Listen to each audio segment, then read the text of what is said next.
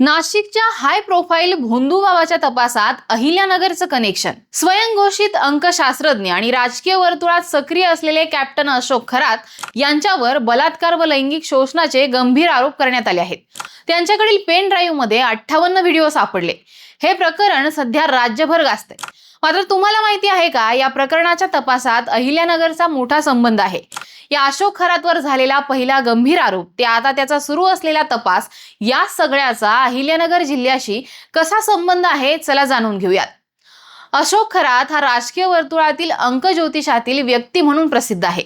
अनेक राजकीय नेत्यांचा तो गुरुही असल्याचा आरोप सध्या होतोय. राज्य महिला आयोगाच्या अध्यक्षा रुपाली चाकणकर यांचे ते गुरु असल्याचं सांगितलं जात आहे. उपमुख्यमंत्री एकनाथ शिंदे, माजी मंत्री जयंत पाटील, खासदार निलेश लंके यांच्यासह अनेक राजकीय दिग्गजांचे त्यांच्या बरोबर फोटो आहेत. अशा या राजकीय नेत्यांच्या गराड्यातील राज ज्योतिषावर अहिल्यानगर जिल्ह्यातील पत्रकार दत्तात्रय खेमनर यांनी पहिल्यांदा विरोधात बातमी केली होती. या बातमीमध्ये खरातवर गंभीर आरोप करण्यात आले होते.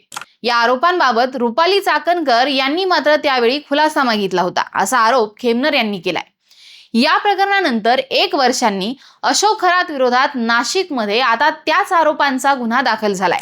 पीडित महिलेला आक्षेपार्ह व्हिडिओ खरातचा ऑफिस बॉय असलेला नीरज जाधव याने पाठवला होता. या प्रकरणी 18 फेब्रुवारीला शिर्डीमध्ये गुन्हा दाखल करण्यात आला होता.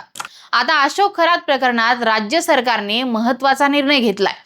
या संपूर्ण प्रकरणाच्या निष्पक्ष आणि सखोल चौकशीसाठी विशेष तपास पथक नेमण्यात आले. या पथकाच्या प्रमुखपदी महिला IPS अधिकारी तेजस्विनी सातपुते यांची नियुक्ती करण्यात आली आहे. विशेष म्हणजे सातपुते या अहिल्यानगरच्या कन्या आहेत. राज्य गृह विभागाने घेतलेल्या या निर्णयानुसार अशोक खरात यांच्या विरुद्ध नोंदवलेल्या 3 स्वतंत्र गुन्ह्यांचा तपास आता SIT एकत्रितपणे करणार आहे. महाराष्ट्र पोलीस मुख्यालयाने या प्रकरणाची गंभीर दखल घेत उच्चस्तरीय तपासाचे आदेश दिले आहेत. अशोक खरात यांच्या विरुद्ध नाशिक शहरातील सरकारवाडा पोलीस ठाण्यामध्ये 35 वर्षीय महिलेवर लैंगिक शोषण आणि बलात्काराचा गुन्हा दाखल झाला होता. तर नाशिक ग्रामीण मधील वावी पोलीस ठाण्यात अश्लील व्हिडिओ व्हायरल करण्याची धमकी देऊन 5 कोटी रुपयांची खंडणी मागितल्याचा गुन्हा नोंदवण्यात आला आहे. खरातवर अश्लील व्हिडिओ व्हायरल करण्याची धमकी देऊन 5 कोटी रुपयांची खंडणी मागितल्याचा गुन्हा देखील नोंदवण्यात आला आहे. सध्या त्याच्या घराची कसून चौकशी सुरू आहे. या चौकशीतून एक धक्कादायक बाब समोर आली आहे. याशिवाय अहिल्यानगर जिल्ह्यातील शिर्डी पोलीस ठाण्यात एका पीडितेचे अश्लील फोटो व्हायरल केल्याप्रकरणी त्याच्यावर गुन्हा दाखल करण्यात आलाय. मिरगाव येथील फार्म हाऊसच्या झडती दरम्यान पोलिसांना एक पिस्तूल आणि काही जिवंत काडतुसं सापडली आहेत. ती पोलिसांनी जप्त केली आहेत.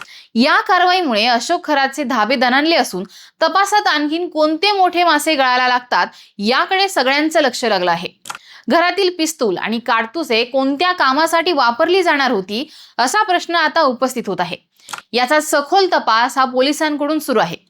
कोट्यावधींची संपत्ती, शिर्डी पाथर्डीतही जमीन. मिळालेल्या माहितीनुसार गेल्या काही वर्षात अशोक खरात याने कोट्यावधी रुपयांची मालमत्ता जमा केल्याची चर्चा आहे. नाशिक शहरात त्याचा आलिशान बंगला आणि कार्यालय असून पाथर्डी परिसरात सुमारे 30 एकर जमीन असल्याचं समोर आलंय. याशिवाय सिन्नर, ओझर विमानतळ परिसर तसेच शिर्डी इथेही त्याची मोठ्या प्रमाणात जमीन असल्याची माहिती तपासात पुढे येत आहे. एकूणच जवळपास 200 कोटी रुपयांची संपत्ती त्याने उभी केल्याचा अंदाज व्यक्त केला जातोय. मात्र आता हे खरात प्रकरण पुढे काय वळण घेणार हे पाहणं महत्त्वाचं ठरणार आहे. या प्रकरणाबद्दल तुम्हाला नेमकं काय वाटतंय हे आम्हाला कमेंट करून सांगा